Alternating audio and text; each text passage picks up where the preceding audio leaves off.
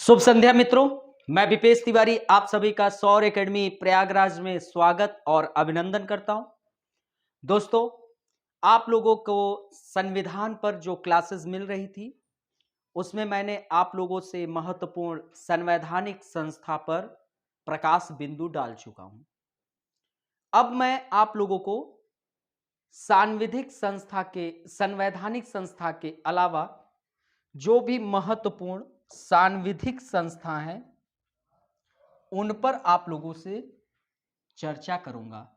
जितने भी महत्वपूर्ण सांविधिक संस्था हैं,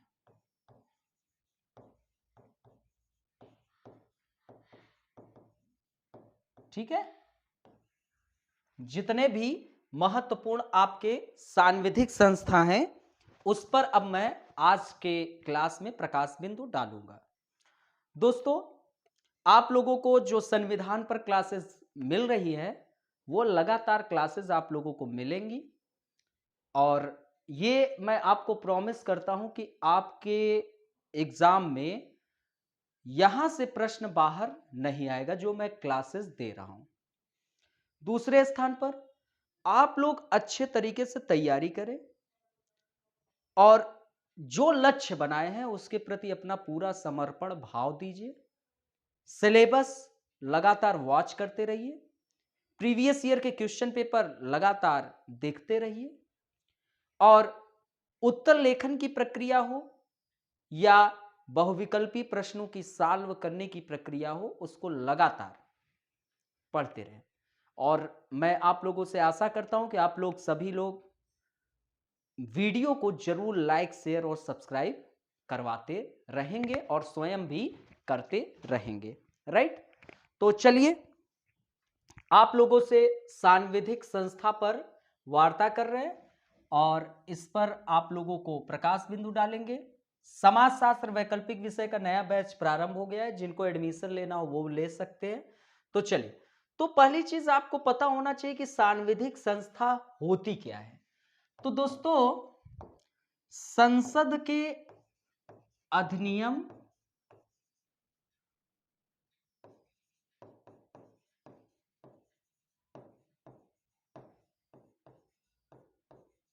या राज्य विधानमंडल द्वारा गठित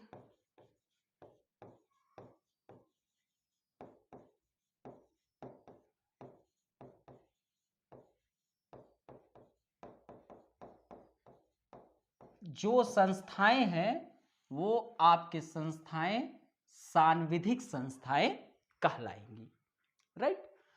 तो अब जितने भी महत्वपूर्ण सांविधिक संस्था हैं उस पर मैं चर्चा करूंगा और अभी मैं आप लोगों को राष्ट्रीय महिला आयोग पर चर्चा करूंगा। National commission for women, national commission for women, राष्ट्रीय महिला आयोग।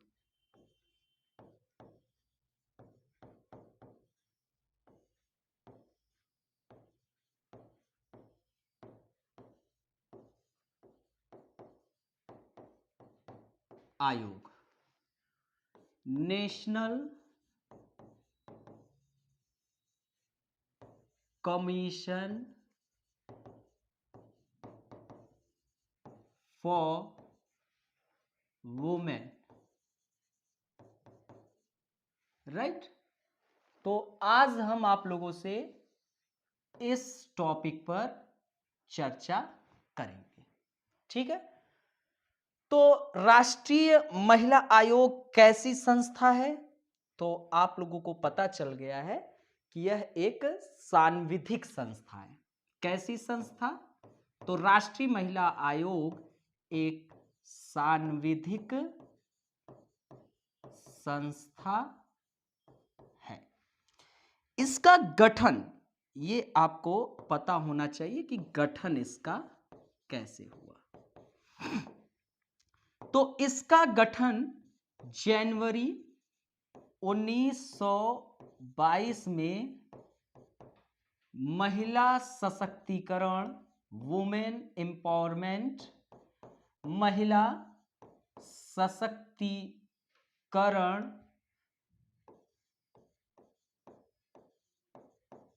को प्रभावी बनाने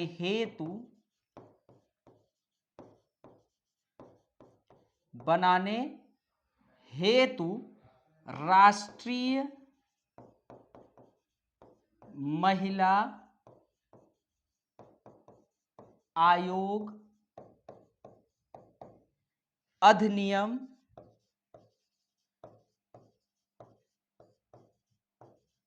1990 के तहत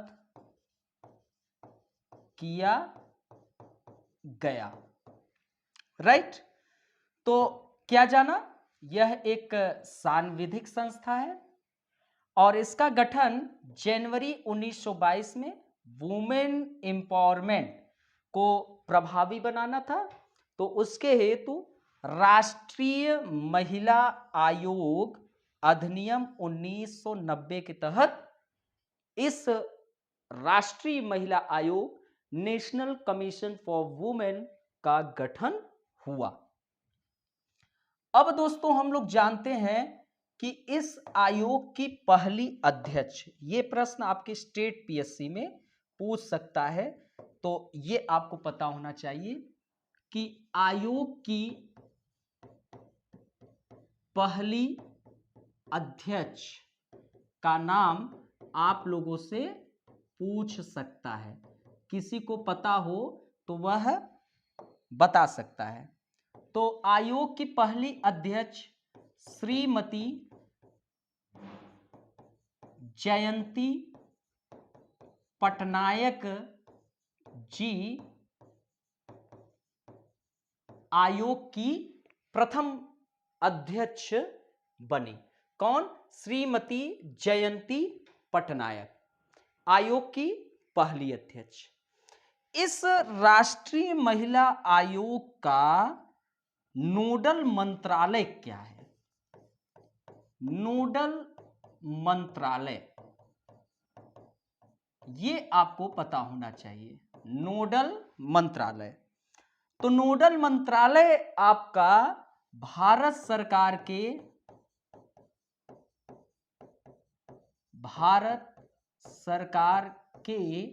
महिला एवं बाल विकास मंत्रालय, बाल विकास मंत्रालय इसका क्या है? नोडल मंत्रालय है। याद कर लीजिए कि आपके राष्ट्रीय महिला आयोग का कैसी संस्था है? एक सांविधिक संस्था है, याद कर लीजिए। और इसकी पहली अध्यक्ष श्रीमती जयंती पटनायक जी हैं। नोडल मंत्रालय भारत सरकार के महिला एवं बाल विकास मंत्रालय नोडल मंत्रालय। अब आपको पता होना चाहिए इसका लक्ष्य क्या है। लक्ष्य क्या है? राष्ट्रीय महिला आयोग का लक्ष्य आप लोगों से हो सकता है कि एग्जाम में पूछ ले। तो महिलाओं के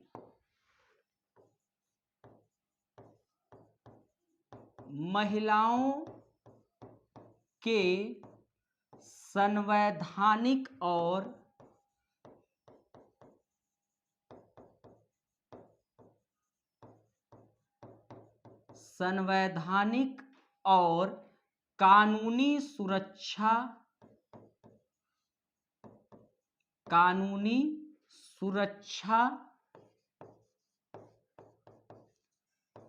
उपायों की समीक्षा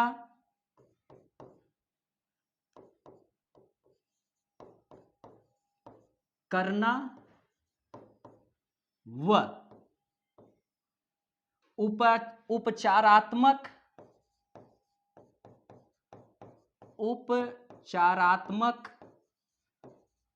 उपायों की सिफारिश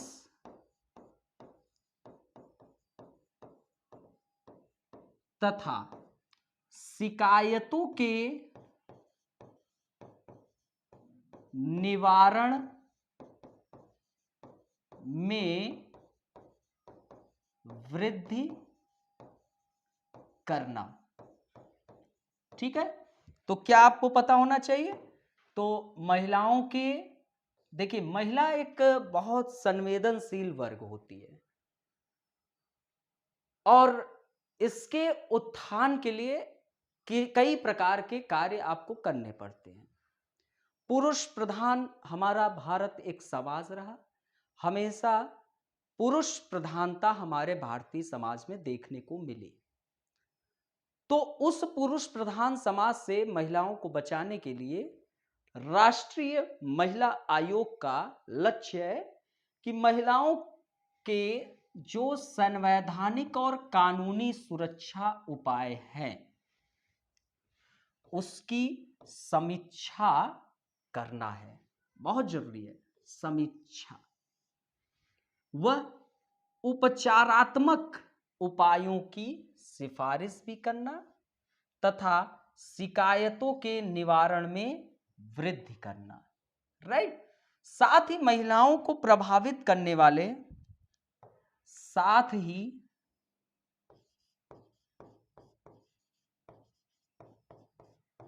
महिलाओं को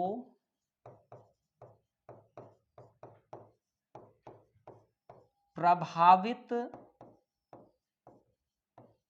करने वाले मामले हेतु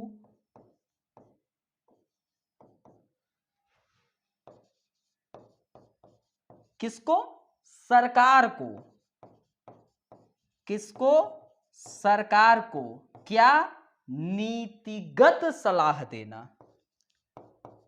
नीतिगत सलाह देना। राइट। तो ये आपके क्या है? राष्ट्रीय महिला आयोग के लक्ष्य हैं। ठीक है, ये लक्ष्य हैं, ये आप लोग जानते रहिए। अब ये पता होना चाहिए कि राष्ट्रीय महिला आयोग की संरचना कैसी है। क्या यह बहुसदस्यीय निकाय है कि एकल सदस्यीय निकाय है? किसी को पता है? कमेंट कर दो, धड़ाक से कमेंट करो। एकल सदस्यीय है कि बहुसदस्यीय निकाय है राष्ट्रीय महिला आयोग? अगर पता हो तो बोल दो, बोलने में कौन सा शर्म। कब तक शर्माएंगे? कब तक दूसरों के ही बातों को सुनते रहेंगे कि अरे वो टॉपर है, वही तो बता सकता है, बाकी हम तो फिसड्डी। देखो, कमजोर बनना कोई दिक्कत नहीं, अच्छी चीज है, लेकिन कमजोर बने रहना सबसे गलत चीज है। कमेंट जरूर करना। ठीक है, तो आते हैं राष्ट्रीय महिला आयोग की संरचना पर। कैसी संरचना है? तो दोस्तों, यह जो है राष्ट्रीय महिला आयोग, प्रथम चीज तो यह एक बहुसदस्यीय निकाय है। कैसी निकाय है? बहुसदस्यीय निकाय है, याद रखिएगा। और इस राष्ट्रीय महिला आयोग में एक अध्यक्ष और 5 अन्य सदस्य हैं। एक अध्यक्ष और 5 अन्य सदस्य हैं। ठीक है, अब इसमें किसी एक सदस्य का, किसी एक सदस्य का अनुसूचित जाति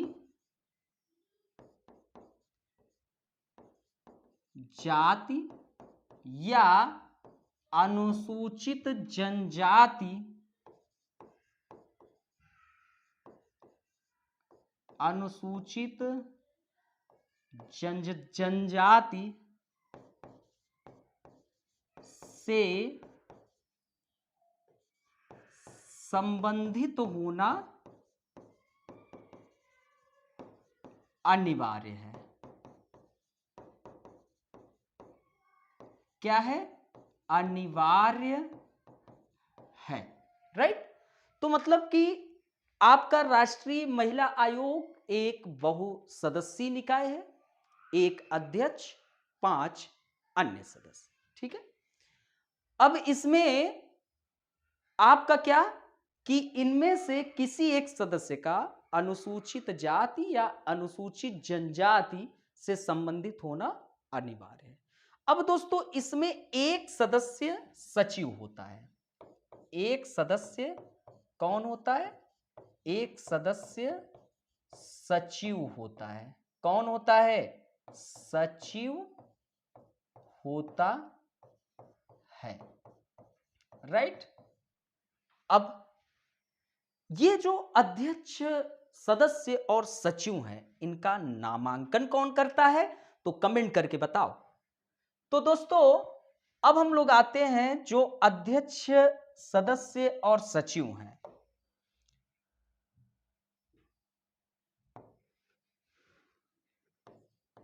अध्यक्ष, सदस्य और सचिव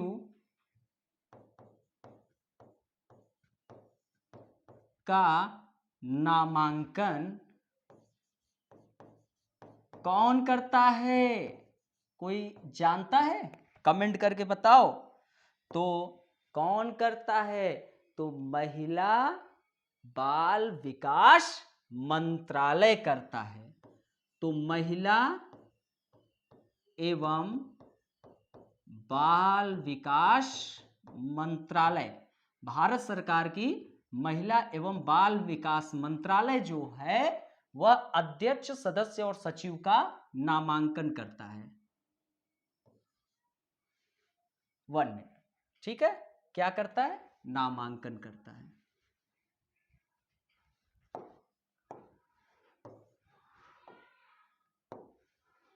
विकास मंत्रालय। अब इनके जो वेतन भत्ते, वेतन भत्ते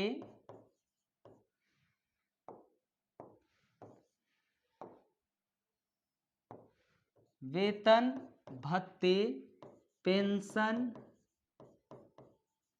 तथा सेवा शर्तों का निर्धारण कौन करता है? किसी को पता है? तो निर्धारण जो है वह केंद्र सरकार करता है। कौन करता है? तो केंद्र सरकार। ठीक है। कौन करता है? तो केंद्र सरकार। ठीक है।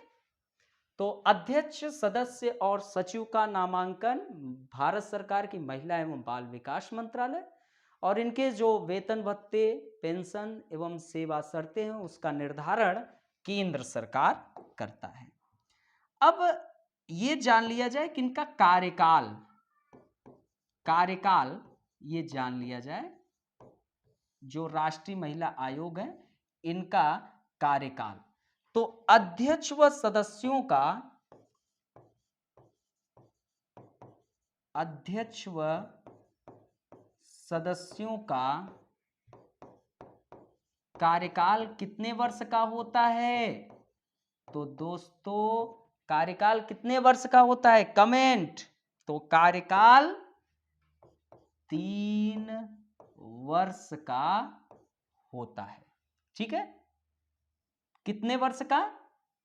3 वर्ष का। ठीक है। कितने वर्ष का? 3 वर्ष का। अब ये जो अध्यक्ष व सदस्य हैं ये स्वेच्छा से केंद्र सरकार को कभी भी अपना इस्तीफा दे सकते हैं।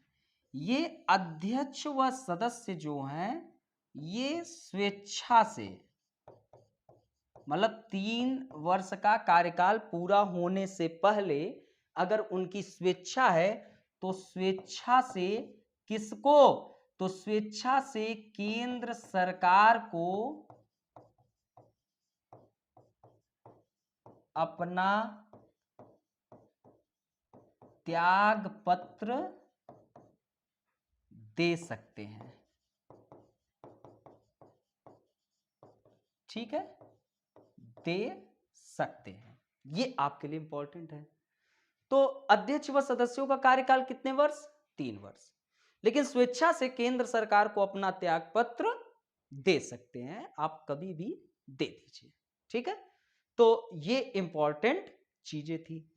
अब इनको पदच्युत करने का क्या प्रक्रिया है, ये हम लोग जानते हैं। पदच्युत,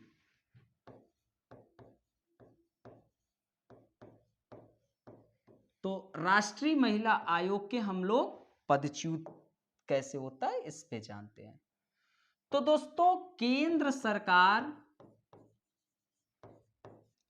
कौन, सेंट्रल गवर्नमेंट, तो केंद्र सरकार अध्यक्ष या सदस्यों को उसके पद से हटा सकता है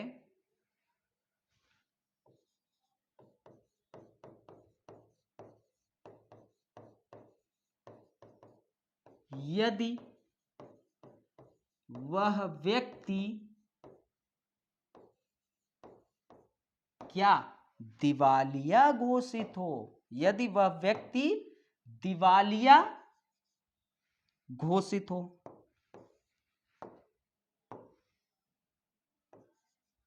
दिवालिया घोषित हो तो उसको त्यागपत्र दिया जा सकता है। ठीक है, ये आप लोग नोट कर लिए। पदच्युत मतलब राष्ट्रीय महिला आयोग के जो अध्यक्ष या सदस्य हैं उनको केंद्र सरकार उनके पद से हटा सकता है। किस स्थिति में हटा सकता है, यदि वह व्यक्ति क्या हो गया है घोषित, दिवालिया घोषित हो गया है, या सक्षम अदालत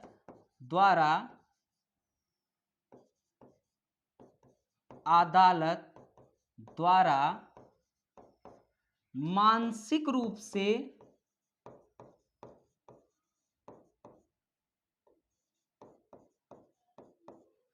अस्वस्थ घोषित, कि वह अस्वस्थ है घोषित, तो भी सेंट्रल गवर्नमेंट उसको उसके पद से हटा सकता है, अध्यक्ष व सदस्यों को।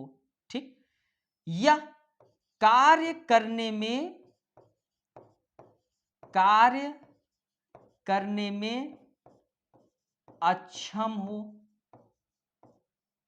असक्षम हो,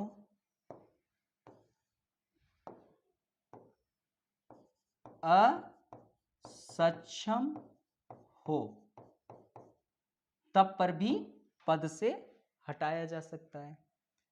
और आगे की प्रक्रिया है बता रहा हूं।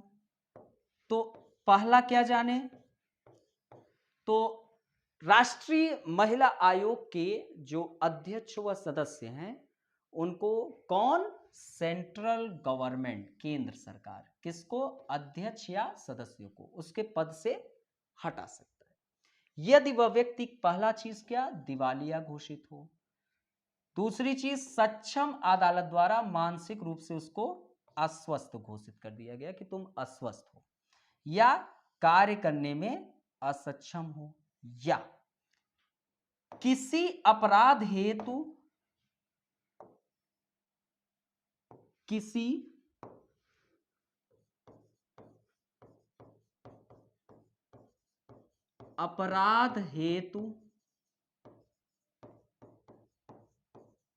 दोष सिद्ध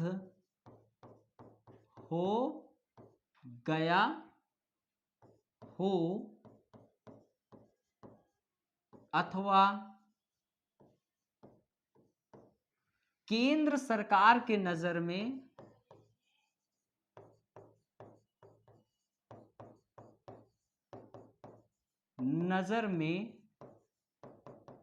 अनैतिक,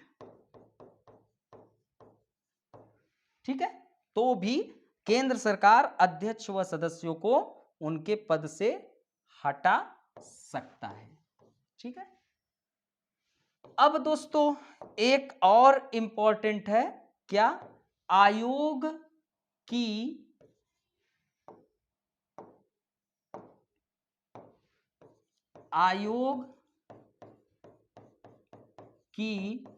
लगातार 3 बैठकों में अनुपस्थित रहा हो,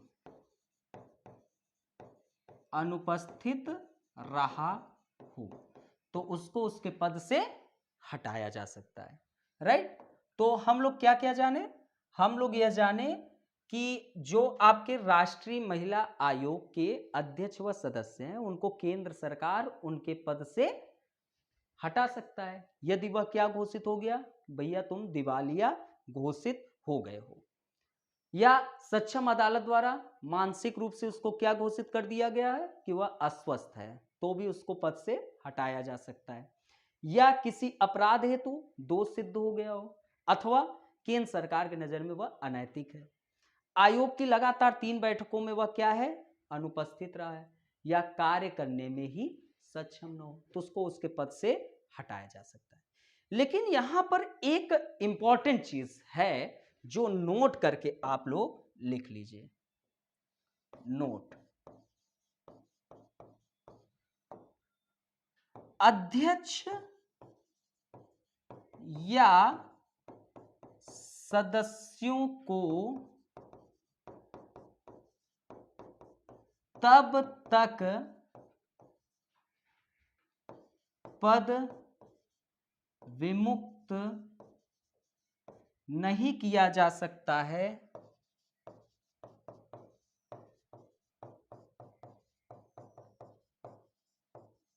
जब तक सुनवाई का एक उचित अवसर प्रदान न किया गया हो। भाई आप ही सोचिए कि आपको घर से निकाल रहे हैं और आपको पता ही नहीं कि आपको क्यों निकाल रहे हैं, आपको कोई अवसर ही नहीं दिया गया कि आप अपने स्पष्टीकरण में कुछ चीजें कह दें। तो अध्यक्ष या सदस्यों को तब तक पद विमुक्त नहीं किया जा सकता है जब तक सुनवाई का एक उचित अवसर प्रदान न किया जाए, न किया गया हो, न किया जाए, तब तक आप नहीं, ठीक है। तो ये इंपॉर्टेंट चीज थी, ये आपको पता होना चाहिए था।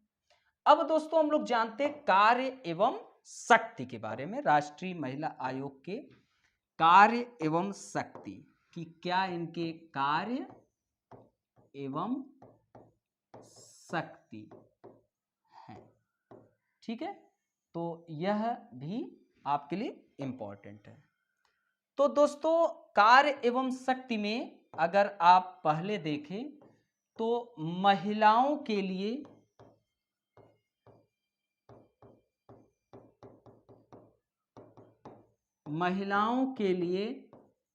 उपलब्ध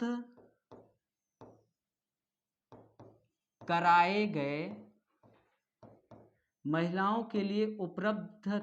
गए संवैधानिक अधिकारों हेतु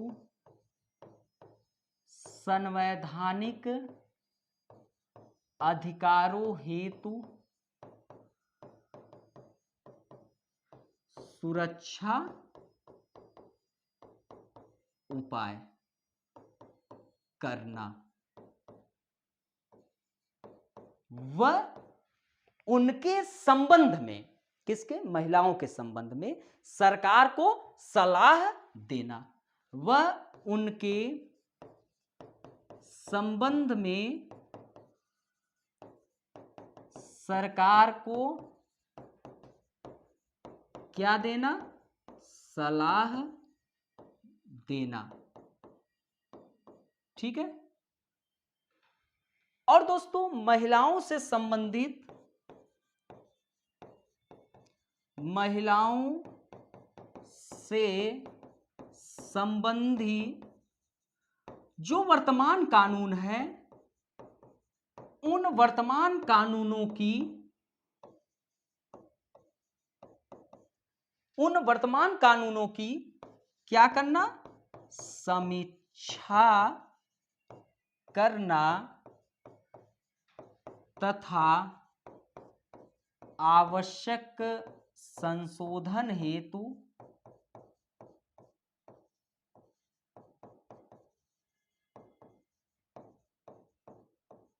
हेतु सुझाव देना। यह कार्य एवं शक्ति है किसका? राष्ट्रीय महिला आयोग की। तो महिलाओं के लिए उपलब्ध कराए गए, भाई महिलाओं को संवैधानिक अधिकार मिले हैं, तो उस संवैधानिक अधिकार हेतु सुरक्षा उपाय करना व उनके संबंध में सरकार को सलाह देना। महिलाओं से संबंधित जो भी वर्तमान कानून है उनको पहले समीक्षा करिए तथा आवश्यक संशोधन हेतु आप क्या काम करें? सुझाव दीजिए। ठीक है। और दोस्तों, अब महिलाएं ग्लोबलाइजेशन के बाद अब देखिए महिलाएं क्या है? घर से बाहर निकली हैं, कार्यस्थल पर कार्य कर रही हैं। अब कार्यस्थल पर कार्य कर रही हैं तो यौन आक्रमण उन पर बहुत तीव्र गति से भी हो सकता है। तो अब यहां पर इस राष्ट्रीय महिला आयोग की शक्ति है कि कार्यस्थल पर यौन उत्पीड़न,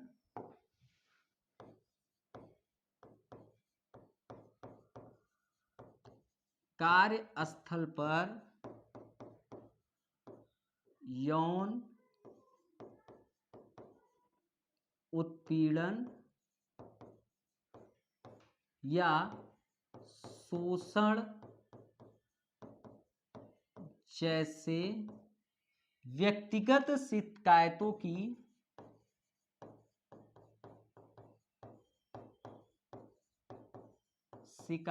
की क्या करना? जांच करना। और दोस्तों, मामलों के संदर्भ में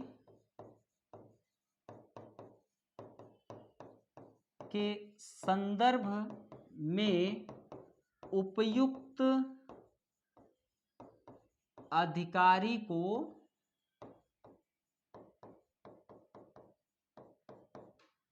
सूचित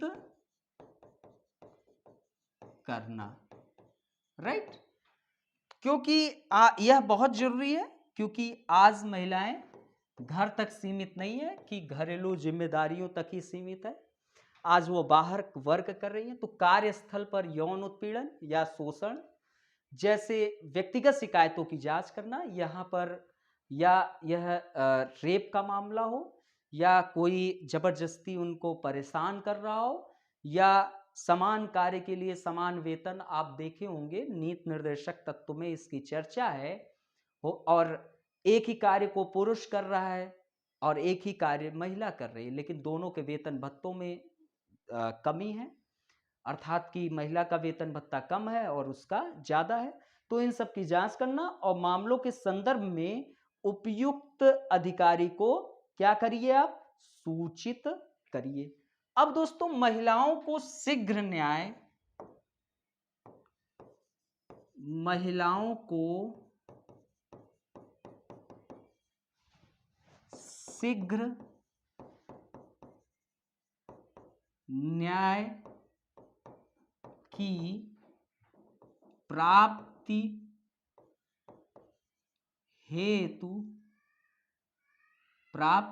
हेतु आयोग पारिवारिक लोक अदालतें, आयोग पारिवारिक लोक अदालतें प्रायोजित कर सकता है। ठीक है, ताकि महिलाओं को शीघ्र न्याय मिले। उस शीघ्र न्याय की प्राप्ति हेतु आयोग पारिवारिक लोक अदालतें प्रायोजित कर सकता है, क्योंकि देर से न्याय मिलना यह अन्याय से भी ज्यादा खतरनाक है। तो यह जरूरी है कि उनको शीघ्र से शीघ्र क्या मिल सके, न्याय मिल सके। अब दोस्तों यह आयोग जो है वह सिविल न्यायालय, यह आयोग सिविल न्यायालय, यह आयोग सिविल न्यायालय की शक्तियां धारण करता है और यह किसी भी व्यक्ति या अधिकारी को क्या जारी कर सकता है, तो अधिकारी को सम्मन जारी कर सकता है। ठीक है, तो ये आप लोग नोट कर लीजिए। ठीक है, कर सकता है। तो यह आयोग सिविल न्यायालय की शक्तियां प्राप्त करता है और यह किसी भी व्यक्ति या अधिकारी को सम्मन जारी कर सकता है। अब यहां पे राष्ट्रीय महिला आयोग आपका समाप्त हो गया। तो दोस्तों देखिए, अब आप इसको आसानी से अच्छे तरीके से पढ़ लिए। आपका ये तो लेक्चर अब समाप्त हो गया कि राष्ट्रीय महिला आयोग आपका बढ़िया से अच्छे तरीके से समझ में आ गया। अब ऐसे हम सांविधिक निकाय को छोटे छोटे वीडियोज में आपको अधिक से अधिक प्रोवाइड करा देंगे। आप अच्छे तरीके से सभी क्लासेस को देखिए, चीजों को समझिए। कहीं पर कोई दिक्कत आए कमेंट करिए, कमेंट बॉक्स में भी मैं उपस्थित रहता हूं, वहां पर आपको सारी जानकारियां देती जाएंगी। लेकिन जो सौर एकेडमी संस्थान आप लोगों के लिए लगातार बेस्ट लेक्चर प्रोवाइड करा रहा है, तो उसके लिए आपसे एक ही रिक्वेस्ट करता है कि प्लीज वीडियोस को अधिक से अधिक लाइक, शेयर और सब्सक्राइब करें। शेयर करने में क्या प्रॉब्लम है, 2 मिनट लगेगा फेसबुक में लगाने में, 10, 15, 20 मिनट लगेगा आपको व्हाट्सएप पे शेयर करने में और टेलीग्राम पे शेयर करने में। तो थोड़ा आप लोग सहयोग करें, बाकी हमारा तो पूरा सहयोग, जो भी हमारी शक्तियां हैं सब आपके लिए है। आपके लिए लगातार सत्यम सर भी मेहनत कर रहे हैं, आपको मॉडर्न हिस्ट्री पर क्लासेस बहुत अच्छे अच्छे प्रोवाइड करा रहे हैं। हम संविधान पे, समाजशास्त्र, वैकल्पिक विषय में भी आपको क्लासेस मिल रही हैं, उत्तर लेखन के मिल रहे हैं। आप लोगों को और भी प्रक्रियाएं मैं स्टार्ट करने वाला हूं, जहां पर आप लोगों को बेहतर लाभ मिलेगा। ठीक है, फिर मिलते हैं अपने नेक्स्ट वीडियोज में। तब तक के लिए बाय बाय, टेक केयर।